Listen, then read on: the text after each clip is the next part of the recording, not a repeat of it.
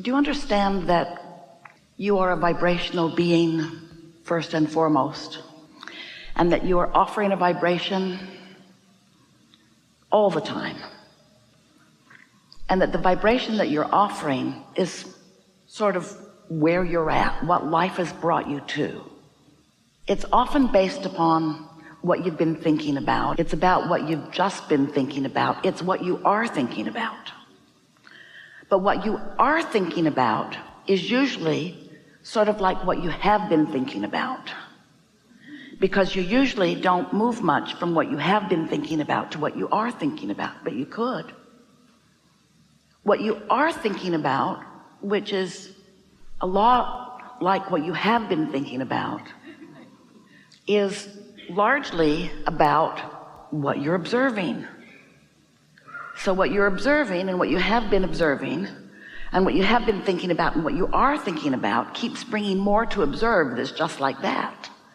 So most things don't change very much for most people, even from decade to decade, because you have these habits of approaching life that are mostly based upon observation, and so it's a cycle that you continue to repeat.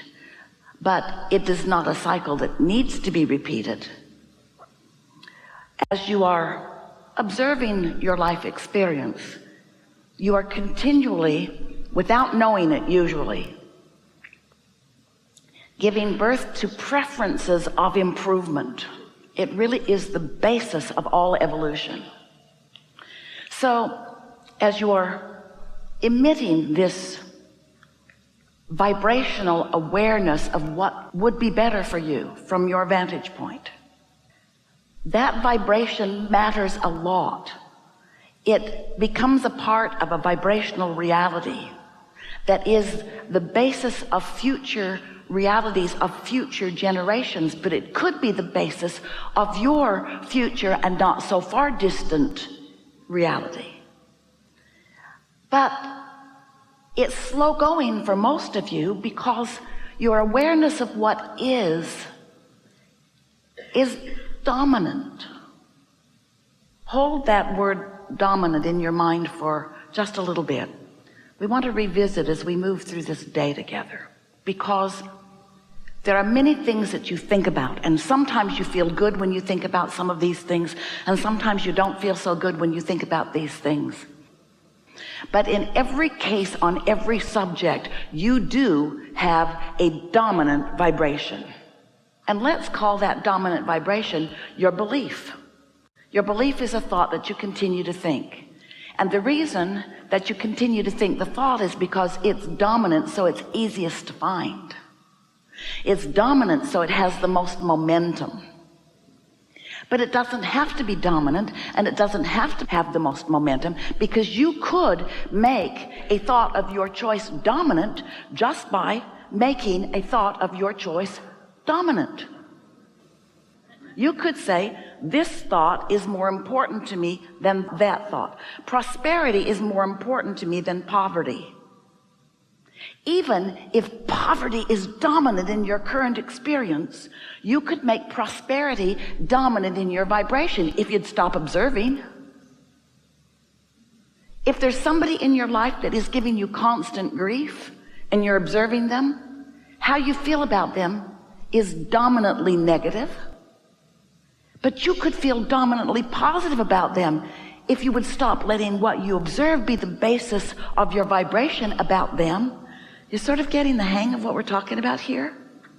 We're talking about the difference between being a deliberate creator, one who chooses the dominant thought and practices it until it is easily dominant, or one who just stumbles around, we love you so much, and focuses by default on whatever's loudest or most present. And you know what's so tricky about that?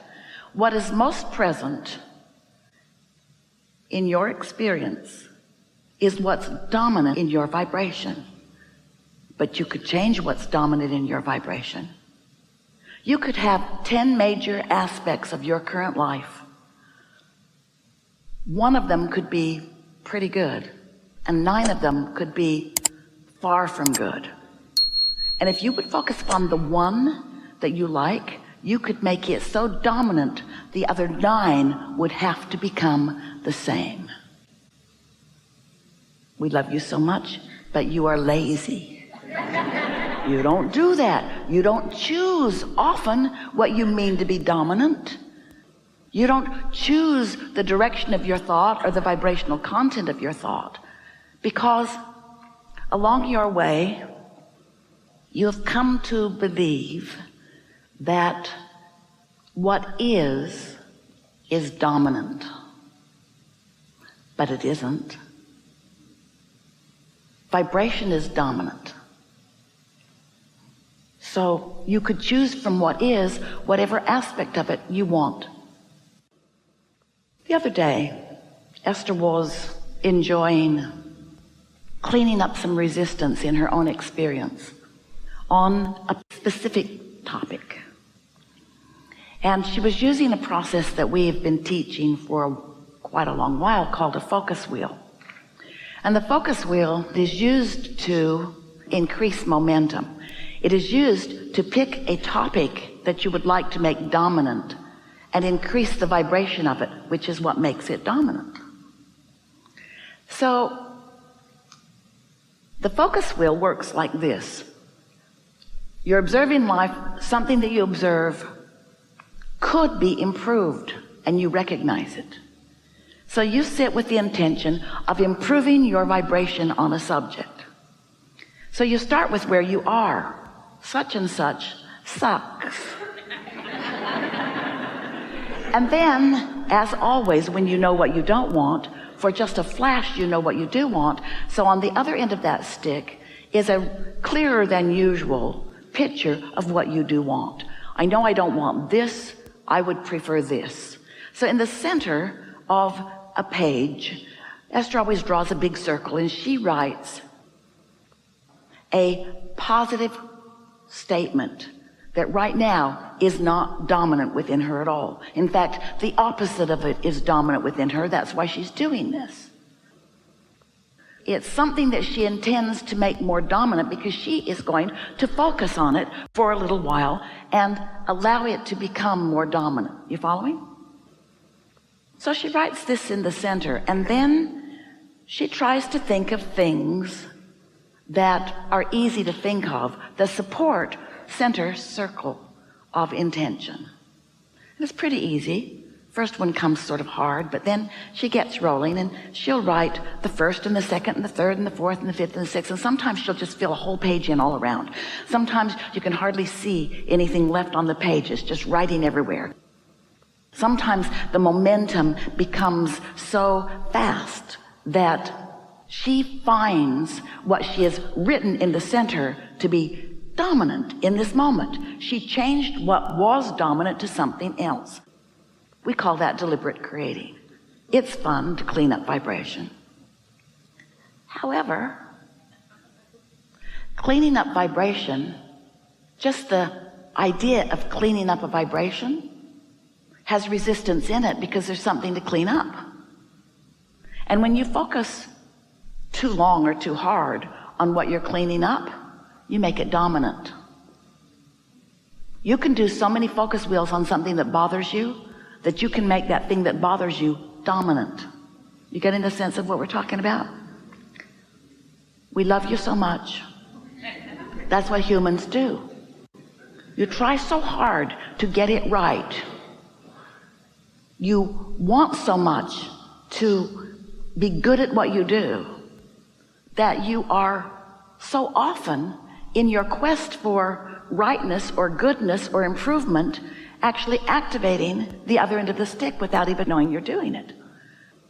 Well, that's what Esther was doing. She was working so hard on cleaning up a vibration that she had been aware of that keeps rearing its ugly head, that while she was going through the motions and actually slightly improving the way she feels, overall Too much focus wheeling on the same subject over and over again was making what she didn't want dominant. Can you follow this a little bit?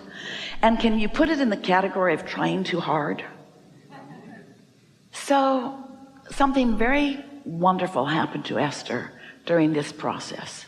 Right in the middle of the process, she grew weary of the subject. Sort of like sitting and looking through the catalog too long. Does that ever happen to you? Seemed like a good idea. Ooh, I'd like that, and I'd like that, and I'd like that. But after about 25 catalogs, you just want to vomit. Too much. You know what we're talking about. Too much on a topic without really improving anything. Maybe too much yearning.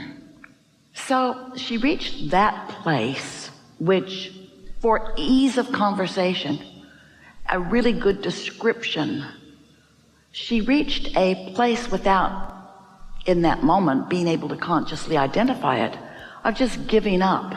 It was like, enough already. Enough already. I've said what I want what I've said. I'm Popeye the Sailor Man. Something like that. And in the process of that, she doesn't even know how she did it. So we can't even really teach it to you. We're just telling you it's possible. Oh, we'll show you how. Esther fast forwarded into an uncluttered space of pure desire. And the thought that came to her mind was, if I could have this any way I wanted, if I were starting all over with this, if I were starting completely over with this, what would I choose? And right behind that came the thought, since I'm starting over right now, because every moment you're starting over. In every moment, you're starting over on what you make dominant. Since I'm starting over right now, what do I choose? What do I choose since I'm starting over? It was like she rocketed through a portal where no resistance went with her. She was free of the focus wheel, free of trying to clean stuff up. She went into a sort of dream state, a sort of state of, since I get to choose whatever I want, what do I choose? She was free of now reality and just in a dream state of, what would I choose about this? Well, I would choose this, and I would choose this, and I would choose this, and I would choose this. She was breathless.